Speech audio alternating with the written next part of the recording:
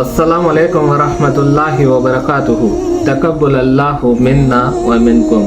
సోదరులారా, సోదరిమణులారా, దైవప్రవక్త హజరత్ ముహమ్మద్ సల్లల్లాహు అలైహి వసల్లం గారి యొక్క హదీస్ ఈ విధంగా ఉంది, మన్ తషబ్బా బి కౌమిన్ ఫహువ మిన్హుం.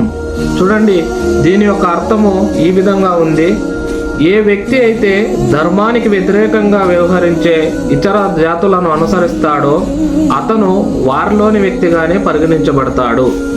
మనల్ని సృష్టించిన సర్వ సృష్టికర్త ప్రతి జాతిలోనూ ప్రవక్తల్ని పంపించడం జరిగింది.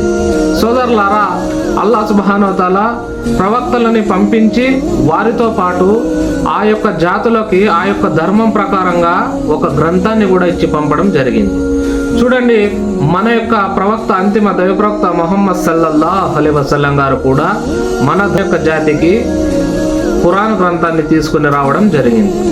చూడండి, సుబ్హానహు వ తఆలా ఖురాన్ గ్రంథాన్ని ఎందుకు అవతరింపజేశాడు అంటే, మనము ఆ ఖురాన్ గ్రంథం ప్రకారంగానే మనము ధర్మంగా జీవితాన్ని గడపాలి. అంతేకాని ఎవరి ఇష్టానుసారం వారు తన యొక్క మనోవాంఛల వెనుక జీవితాన్ని గడిపితే అల్లాహ్ సుబ్హానహు వ తఆలా ఒప్పుకోడు.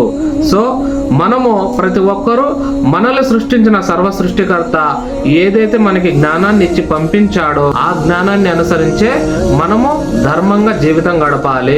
సోదరులారా, మనం ఏదైతే ఈ ధర్మాన్ని అల్లాహ్ సుబ్హానహు వ తఆలా పంపించినటువంటి ధర్మాన్ని అనుసరించకుండా ఇతర జాతులు అనుసరిస్తున్నటువంటి ధర్మాన్ని ఆచరిస్తే అల్లాహ్ సుబ్హానహు వ తఆలా ఎట్టి పరిస్థితుల్లోనూ ఒప్పుకోడు. అది అధర్మబద్ధంగా జీవించడం అవుతుంది.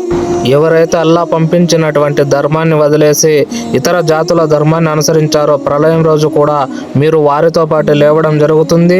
వారు నరకానికి వెళతారు, మీరు కూడా వారితో పాటు నరకం వైపుకు వెళ్ళిపోవడం కూడా జరుగుతుంది. ప్రతి ఒక్కరూ ప్రవక్త ముహమ్మద్ సల్లల్లాహు అలైహి వసల్లం గారికి ఏదైతే అల్లాహ్ సుబ్హానహు వ తఆలా ధర్మాన్ని ఇచ్చాడో ఆ ధర్మం మీద నిలకడగా ఉండండి. అల్లాహ్ సుబ్హానహు వ తఆలా దగ్గర నేను దుఆ చేస్తున్నాను. అల్లాహ్ సుబ్హానహు వ తఆలా ప్రవక్త సల్లల్లాహు అలైహి వసల్లం గారికి ఏదైతే ఒక మంచి ధర్మాన్ని ఇచ్చి పంపించారో ఆ ధర్మం మీద మేమందరము నిలకడగా ఉండే భాగ్యాన్ని ప్రసాదించు అల్లాహ్. ఆమీన్ రబ్బుల్ ఆలమీన్. అస్సలాము అలైకుం వరహ్మతుల్లాహి వబరకాతుహు.